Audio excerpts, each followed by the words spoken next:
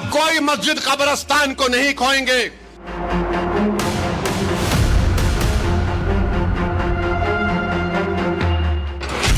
वजूद पर संकट है या भविष्य की फिक्र? ये सवाल इसलिए क्योंकि मंचों से अमन और भाईचारे का पैगाम देने वाले असदुद्दीन ओवैसी अब मुसलमानों को भड़काने पर उतारू हो गए हैं। फॉर्मूला है वक्फ बिल के जरिए मुसलमानों को भड़काने का, और मकसद है मुसलमानों को देश के प्रधानमंत्री के खिलाफ उकसाकर सियासी फायदा कमाने का।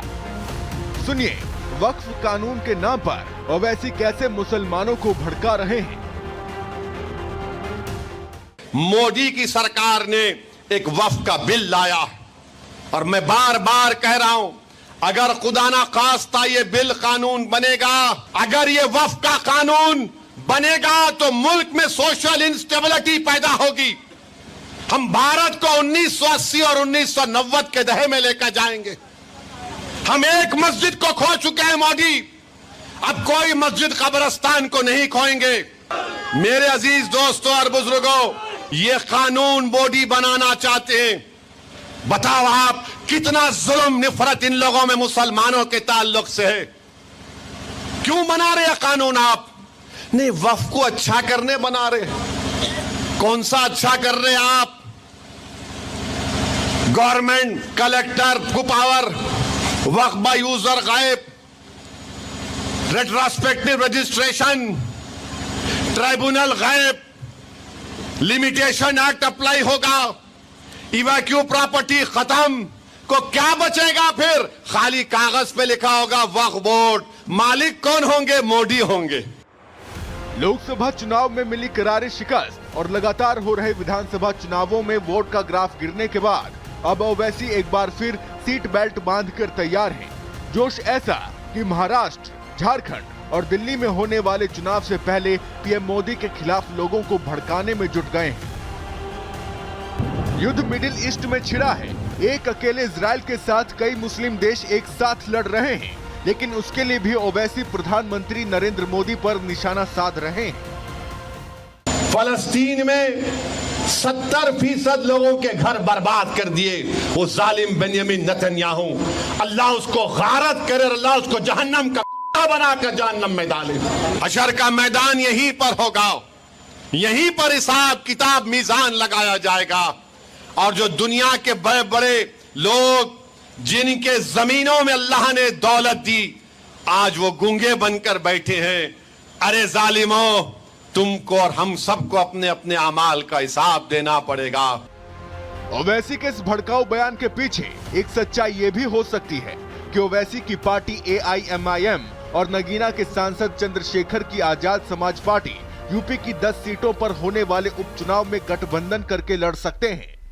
और ऐसे में माना जा रहा है कि ओवैसी चुनाव से पहले अपनी सियासी जमीन तैयार कर रहे हैं ताकि मुसलमानों को बरगलाकर वो मुसलमानों का वोट हासिल कर सकें और दलित मुस्लिम गठजोड़ से अपनी सियासत चमका सकें। Bureau report, Republic Bharat.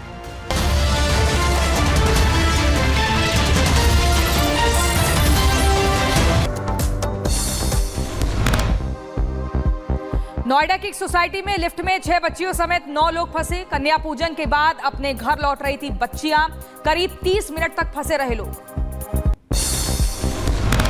Uttar Pradesh के महाराजगंज में दुर्गा पंडाल के दौरान हंगामा, 2 पक्षों के बीच हुई झड़प। मुस्लिम समुदाय के लोगों पर दर्ज किया गया मुकदमा। उत्तर प्रदेश के जौनपुर में हंगामा, नगर पंचायत कार्यालय परिसर में सभासद और ठेकेदारों के बीच झड़प। सोशल मीडिया पर वायरल हुआ वीडियो। देश भर में विजयदशमी की धूम, रांची में रावण दहन की तैयारी पूरी। मैदान में लगाया गया रावण का पुतला। उत्तर प्रदेश के बुलंदशहर में महाकाली की शोभा यात्रा के दौरान हादसा, ट्रैक्टर ट्रॉली की चपेट में आकर एक मासूम बच्चे की मौत। मामले की जांच में जुटी पुलिस। विजयदशमी के मौके पर सीएम योगी ने गोरखनाथ मंदिर में की पूजा अर्चना, बाबा की आरती कर आशीर्वाद लिया। राष्ट्रपति द्रौपदी मुर्मू ने देशवासियों को दी विजयदशमी की शुभकामनाएं। पोस्ट कर लिखा, ये त्योहार सत्य और सदाचार के मूल्यों पर हमारे विश्वास का प्रतीक। विजयदशमी के मौके पर रक्षा मंत्री राजनाथ सिंह ने दार्जिलिंग में की शस्त्र पूजा। सैनिकों से भी मिले राजनाथ सिंह, तस्वीरें सामने आई। दार्जिलिंग में जवानों से मुलाकात के बाद बोले रक्षा मंत्री राजनाथ सिंह, कहा भारत हर तरफ से चौकस, भारत की आन बान और शान पर आज बर्दाश्त नहीं, जरूरत पड़ने पर सक्षम शस्त्रों का भी इस्तेमाल करेंगे।